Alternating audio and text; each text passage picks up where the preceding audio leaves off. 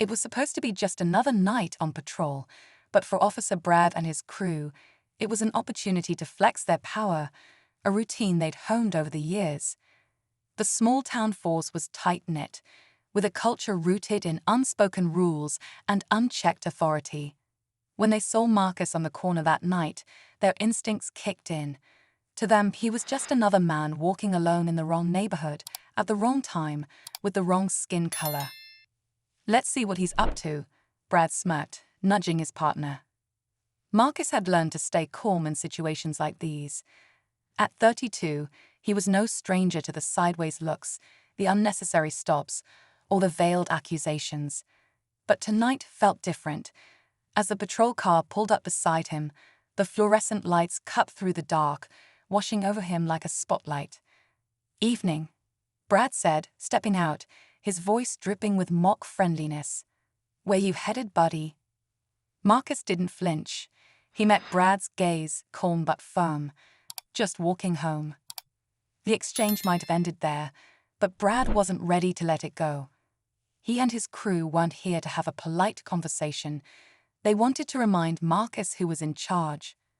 A few more officers joined in, turning what could have been a simple encounter into an interrogation.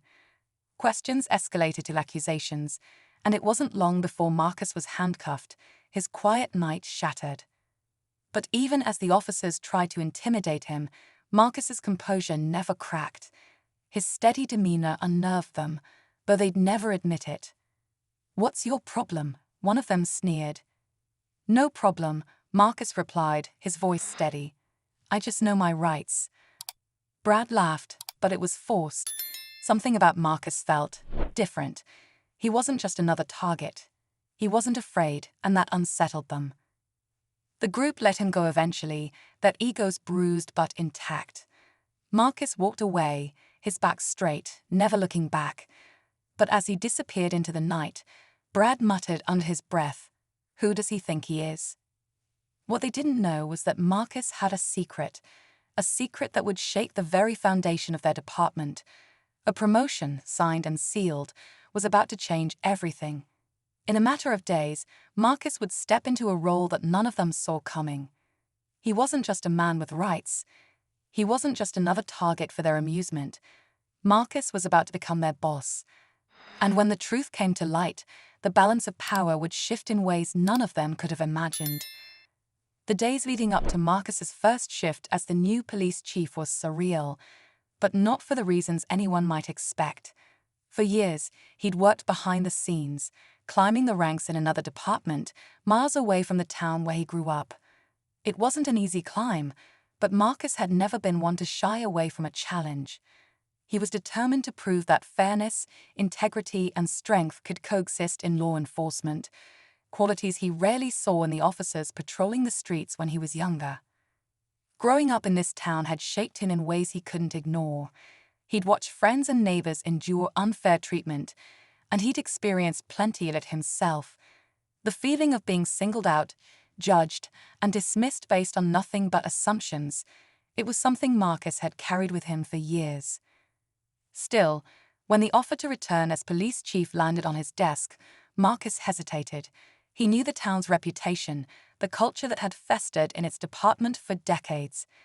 Taking the job would mean stepping into the lion's den, where resistance to change was as thick as the humidity that hung in the air. But then he thought about people like Brad, officers who used their badges as weapons instead of shields, and he knew he couldn't turn it down. The department was in desperate need of new leadership. Scandals had rocked the small town over the years, tarnishing its image and eroding the community's trust. The mayor, eager to restore some semblance of order, had handpicked Marcus for the job. "You've got the experience, the vision, and the backbone we need," the mayor had said, leaning forward in his chair during their meeting. "It won't be easy, but I believe you're the only one who can fix this." Marcus had nodded, his expression calm, though the weight of the task ahead felt heavy. "I'll do it," he'd replied, "but I need full autonomy to clean house if necessary." "You'll have it," the mayor assured him. "No strings, no interference, just get it done." Now, as Marcus prepared to step into his new role, he couldn't help but think back to his run-in with Brad and the other officers that night. Their faces were etched in his memory. The smugness, the arrogance, the assumption that they could treat him however they pleased without consequence. It wasn't just about them, though. Marcus understood that their behavior was a symptom of a larger problem, one that had been allowed to thrive unchecked for far too long. Changing that would require more than just authority. It would take strategy, patience, and above all, resolve. The morning of his first day, Marcus stood in front of the mirror, adjusting his uniform. The sight of the badge pinned to his chest gave him a sense of purpose, but it also reminded him of the responsibility he carried. This wasn't just about enforcing laws or managing a team. It was about setting a new standard, one that would demand accountability from everyone, including himself. At the station, the atmosphere was tense. Word of the new chief had spread quickly, and the officers weren't shy about expressing their opinions, at least among themselves. "He's from out of town," one officer muttered as he poured coffee in the break room. "Doesn't know a thing about how we do things here." "Maybe that's the point," another replied, glancing around to make sure no one else was listening. "You heard what the mayor said. He's here to clean up the mess." Brad, leaning against the wall with his arms crossed, smirked. "Let him try," he said, his tone dripping with defiance. "He won't last a month." The door to the chief's office opened, and Marcus stepped out. The room fell silent as his presence commanded attention, even from those who refused to acknowledge it. He walked to the front of the room, his stride steady, his expression unreadable. "Good morning," he began, his voice calm but firm. "I'm Marcus Johnson, your new chief. I'm not here to make friends, and I'm not here to play favorites. I'm here to do a job that requires all of us to be better, to serve this community with integrity, and to hold ourselves accountable." He let the words hang in the air for a moment before continuing. "I know some of you are skeptical. Change is never easy, and I don't expect it to happen overnight. But make no mistake, change is coming. It's not a choice, it's a necessity. And if anyone here has a problem with that, my door is always open until it's not." The room remained silent, the weight of his words sinking in. Marcus scanned the faces in front of him, recognizing a mix of resentment, curiosity, and in some cases, respect. He knew it would take time to earn their trust, or at the very least, their cooperation, but he was willing to put in the work. As the meeting adjourned, Brad lingered, watching Marcus from across the room. There was something about him that Brad couldn't quite figure out. He didn't seem like the kind of man who could be intimidated, and that unnerved him. Later that day, Marcus began reviewing the department's records, digging into old cases and complaints. What he found didn't surprise him, but it fueled his determination. Patterns of misconduct, reports of excessive force, and allegations of discrimination. It was all there, buried under layers of bureaucracy and excuses. He made a mental note of the officers who appeared most frequently in the files, knowing they would require closer scrutiny. Brad's name, unsurprisingly, appeared more than once. As the sun set on his first day, Marcus leaned back in his chair, his eyes scanning the dimly lit office. This was just the beginning, and he knew the road ahead would be fraught with challenges. But he also knew that every step forward, no matter how small, was a step toward something better. And as he locked up for the night, he couldn't help but wonder how long it would take for the officers who targeted him that night to realize who he really was, and what he was there to do. Marcus's second day on the job began early, the quiet hum of the town just starting to stir as he pulled into the station. He walked through the halls with purpose, nodding at a few officers who avoided making eye contact. He could feel the unease in the air, an unspoken tension that followed him like a shadow. That was fine. Marcus didn't come here to be liked. By mid-morning, Marcus was deep into files he'd pulled from the archives, cases that seemed too hastily closed or too conveniently overlooked. One in particular caught his eye. A series of complaints against Brad, filed by community members over the years. The details were all too familiar. Allegations of harassment, unwarranted stops, and abusive language. Each time, the cases had been marked unfounded or dismissed with a vague explanation. Marcus leaned back in his chair, tapping the edge of the file. It wasn't just about Brad. This was systemic, a culture that had enabled bad behavior while silencing those who dared to speak up. He knew addressing it would require not just exposing the truth, but dismantling the web of loyalty and silence that protected it. Meanwhile, across town, Brad and a few of his closest allies were huddled together at a diner during their lunch break. "I'm telling you, this guy thinks he's some kind of hero," he said, stabbing a fork into his plate. "Coming in here like he's gonna fix everything. He doesn't know what he's dealing with." One of the others, a younger officer named Daniels, shifted uncomfortably. "What if he does, though? I mean, he's got the mayor's backing.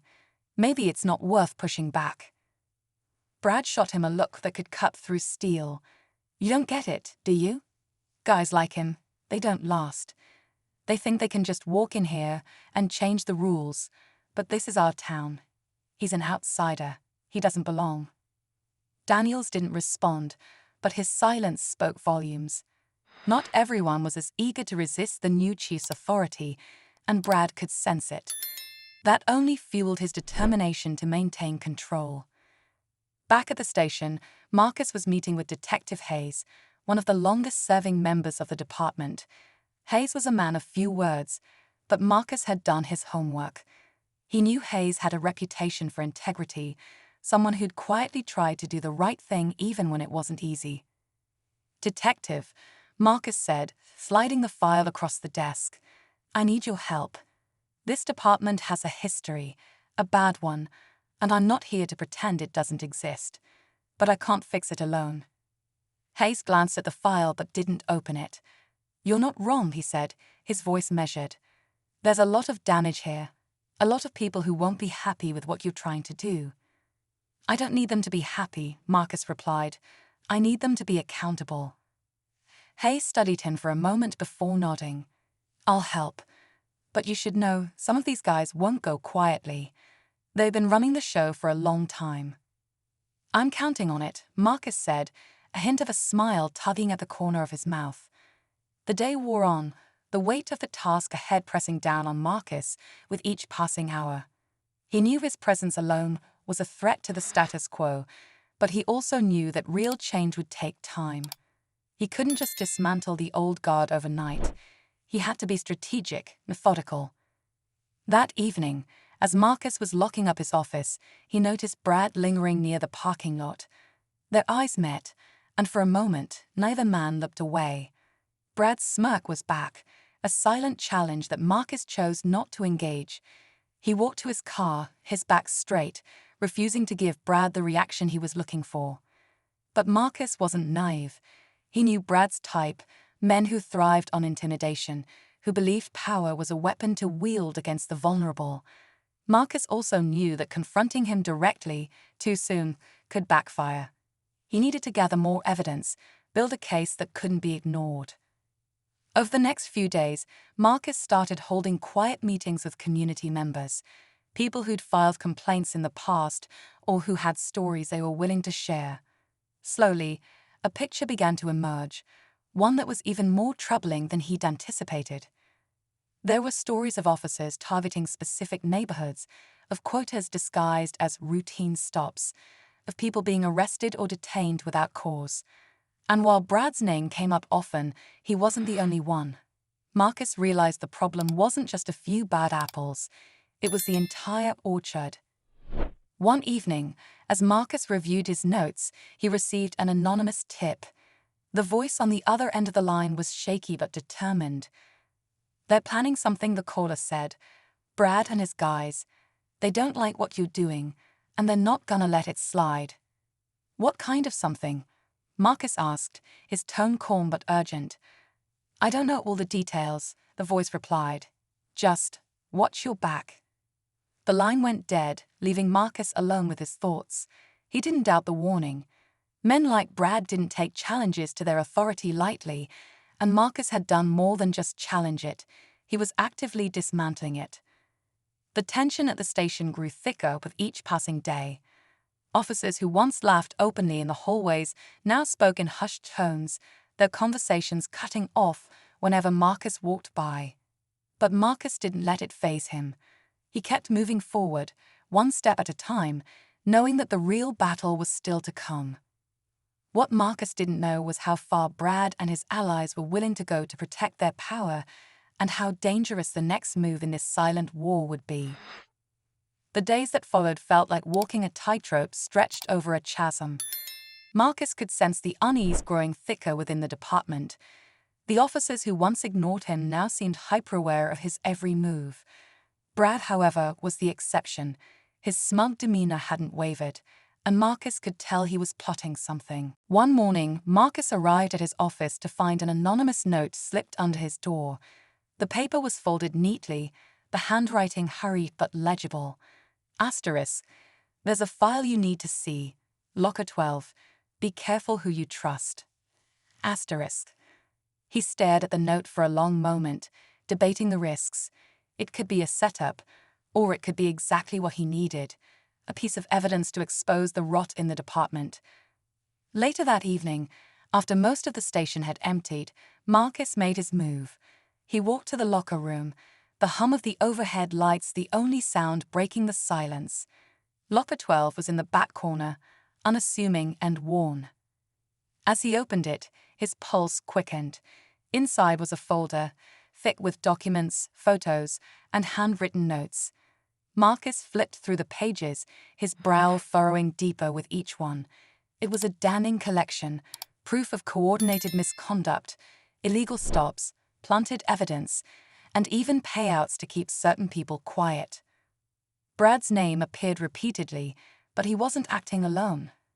The network was larger than Marcus had imagined, a web of officers working together to protect themselves and silence dissent. Before he could fully process what he was holding, the sound of footsteps echoed down the hall. Marcus froze, his grip tightening on the folder. He quickly shut the locker, tucking the folder under his arm, and stepped into the shadows. The footsteps grew louder, then stopped just outside the locker room. Marcus held his breath, his heart pounding as he watched the silhouette of a figure linger in the doorway.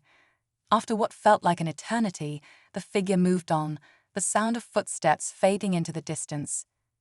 Back in his office, Marcus locked the door and began sorting through the folder. Every piece of evidence confirmed what he already suspected, but now he had the proof to back it up. This was the kind of material that could not only expose Brad and his allies, but also bring down the entire culture of corruption that had plagued the department for years. The following day, Marcus called an emergency meeting with Detective Hayes. He laid the folder on the desk between them, watching as Hayes flipped through it, his expression darkening with every page. "This is bad," Hayes muttered. "I know," Marcus replied, "but it's also exactly what we need to clean this place up." Hayes nodded slowly, but his hesitation was clear. "You realize they're not going to let this go without a fight, right? Brad especially. He's not the kind of guy who backs down." "I'm counting on that," Marcus said. Word of the investigation began to spread, though Marcus had been careful to keep the details under wraps. The officers who had nothing to hide carried on as usual, but those involved in the corruption started to grow restless. Brad, in particular, seemed more agitated than ever, though he still wore his mask of confidence. One evening, as Marcus was heading home, his phone buzzed with a text from an unknown number. Asterisk, "You don't know who you're messing with. Back off, or you'll regret it." Asterisk. He stared at the message, the threat clear but not surprising. Marcus wasn't the kind of man to back down, but the reminder of what he was up against weighed heavily on him. The tension reached a boiling point during a routine department meeting. As Marcus addressed the room, laying out plans for new accountability measures, Brad spoke up, his tone dripping with disdain. "With all due respect, Chief," Brad said, leaning back in his chair, "it sounds like you're more interested in tearing us down than building us up. This department's been running just fine without your interference." The room fell silent, all eyes on Marcus. He could feel the weight of the moment, the unspoken challenge in Brad's words. "Running just fine," Marcus said, his voice calm but firm. "Tell that to the people who've been targeted, harassed, and silenced.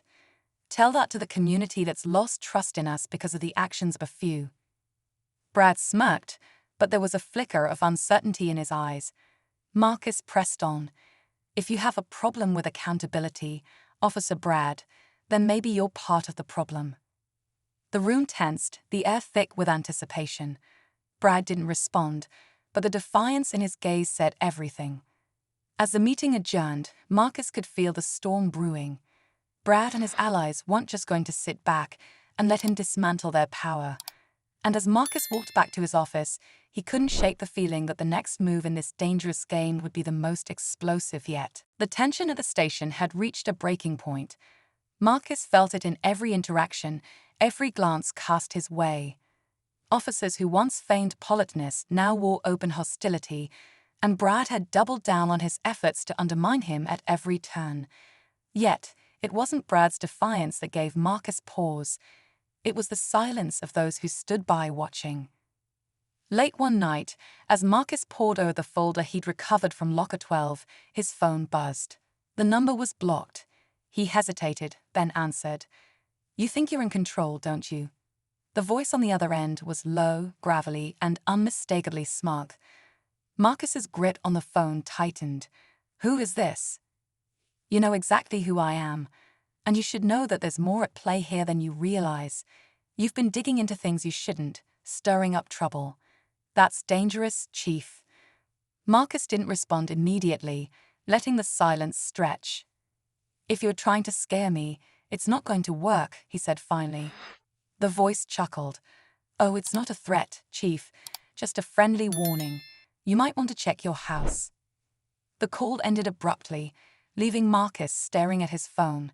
His pulse quickened as he grabbed his keys and headed out the door. When he arrived home, everything seemed normal at first glance. But as he walked through the house, he noticed subtle signs of intrusion: a slightly ajar drawer, a misplaced photo frame. In his office, his desk had been rifled through, papers shuffled around. His gut told him this wasn't a random break-in. Someone was sending a message. Marcus called Detective Hayes, who arrived within the hour. They stood in the dimly lit room, the weight of the situation pressing down on them. "This isn't just Brad," Marcus said, his voice low. "There's more to this.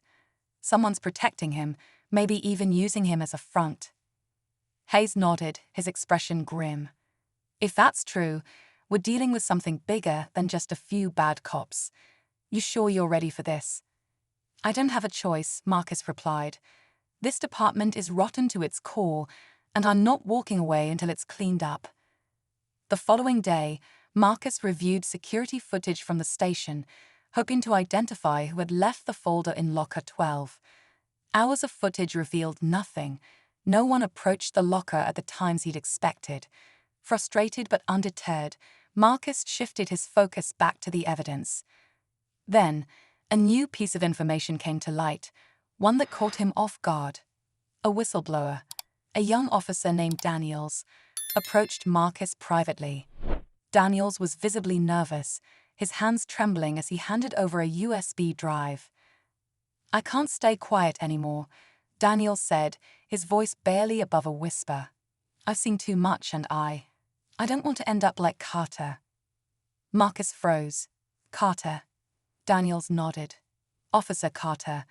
He tried to call out Brad and his crew last year. Filed an internal report. A week later, he transferred out, just like that. Or at least, that's what they said. But I heard he didn't leave voluntarily." Marcus's mind raced. Officer Carter's name hadn't come up in his initial investigation, but Daniels's words painted a chilling picture. If what he said was true, then the corruption wasn't just about protecting certain officers. It was about silencing those who challenged them.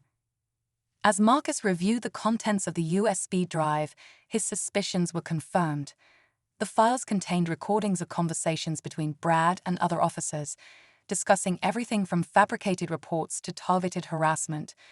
But one recording stood out. Brad mentioning someone he referred to only as the boss. "They've got my back," Brad said in the recording, his tone smug. "The boss said we don't have to worry about Johnson. He'll be out of here soon enough." Marcus leaned back in his chair, the pieces of the puzzle beginning to click into place. There was someone else pulling the strings, someone with enough power to manipulate not just the department, but the entire system.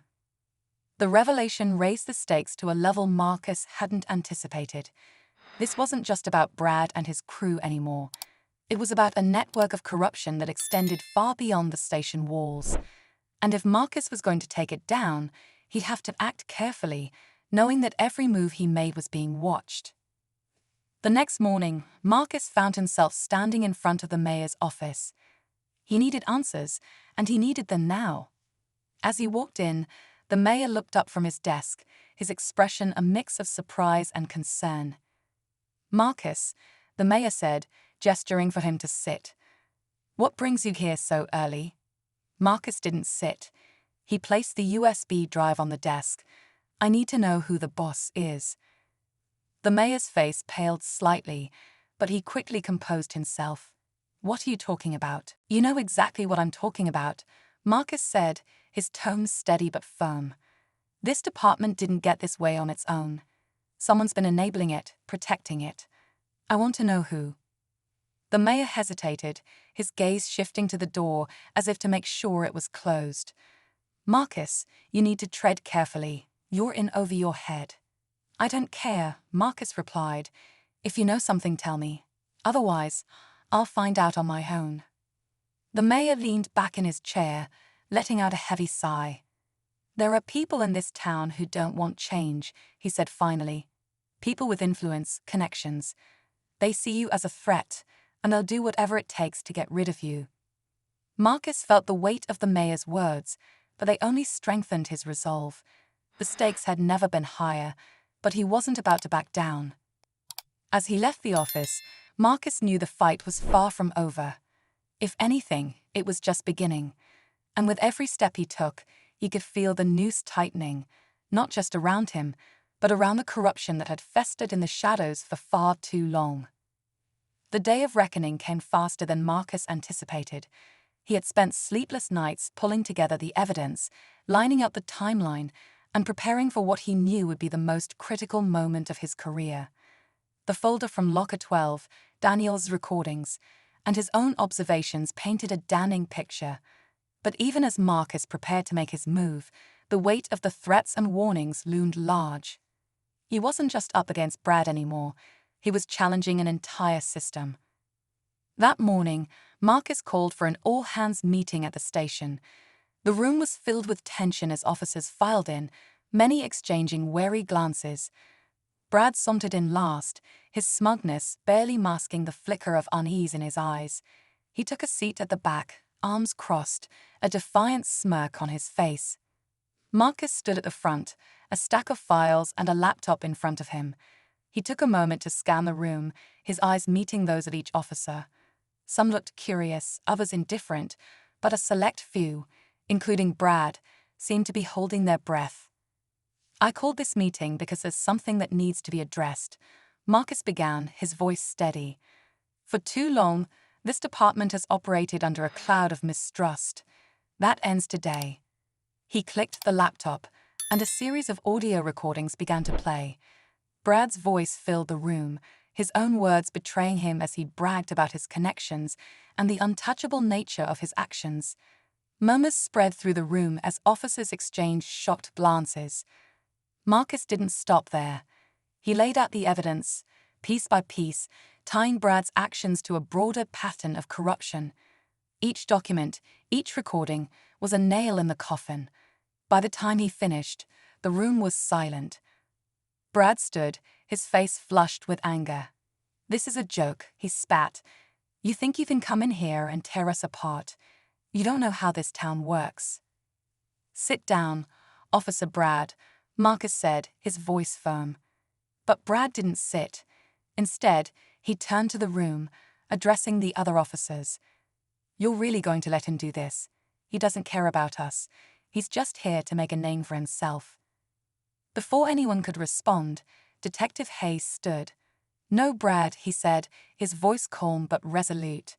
"He's here to do what should have been done a long time ago." Brad's smirk faltered, but he wasn't ready to give up. "You think this is over?" he sneered. "You don't know who you're messing with." As if on cue, the doors to the station opened, and a group of state investigators entered, led by a no-nonsense woman in a sharp suit. "Officer Brad," she said, her voice cutting through the tension like a blade. "You're under arrest for corruption, abuse of power, and obstruction of justice." The room erupted in chaos as Brad was cuffed and led away, shouting threats and denials. Marcus stood silently, watching as the man who had caused so much harm was finally held accountable. But as the dust began to settle, Marcus couldn't shake the feeling that something was still off. The recordings mentioned the boss, yet he hadn't uncovered who that was. Brad's arrest was a victory, but it wasn't the end. Later that evening, as Marcus sat in his office, reviewing the remaining files, his phone buzzed with another blocked number. He hesitated, then answered. "Congratulations, Chief," the voice said, slow and deliberate. "You got Brad, but you haven't won." Marcus leaned forward, his jaw tightening. "Who is this?" The voice chuckled softly. "Let's just say I'm the one who's been keeping the wheels turning.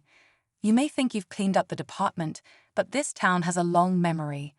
Watch your back, Chief. This isn't over." The line went dead, leaving Marcus staring at his phone. The fight wasn't finished. It had only just begun.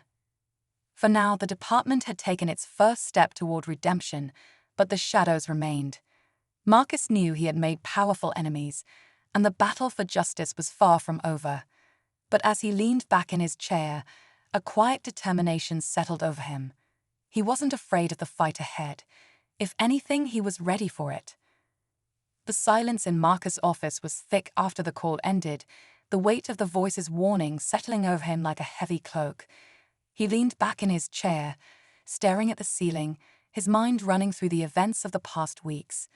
The fight to clean up the department had taken its toll, not just on him, but on everyone involved. Yet despite the small victories, the voice on the phone was a stark reminder that his battle against corruption wasn't over. Not by a long shot. The next morning, the station felt different. Brad's absence was palpable, but so was the tension that lingered in the air. Marcus could see it in the faces of the officers who had sided with him and those who hadn't. Lines had been drawn, and trust had been fractured. Still, there was a sense of cautious optimism among those who believed in Marcus's vision for change. Detective Hayes stopped by Marcus' office, holding a fresh cup of coffee. "You've shaken a hornet's nest," he said with a faint smile, setting the cup on Marcus's desk. "I'm aware," Marcus replied, his tone wry, "but it needed to be done." Hayes nodded, his expression turning serious. "The state investigators want to go through everything. They'll be here for a while, combing through the evidence. I think we're going to see more arrests before this is all over." "That's the goal," Marcus said. "No more secrets, no more cover-ups." As the days turned into weeks, the station underwent a transformation. Officers who had been part of Brad's circle either resigned or faced disciplinary action. Those who remained were given a clear choice: embrace accountability and rebuild trust with the community or find another line of work. Daniels, the young officer who had come forward as a whistleblower, found himself at the center of the department's efforts to start fresh.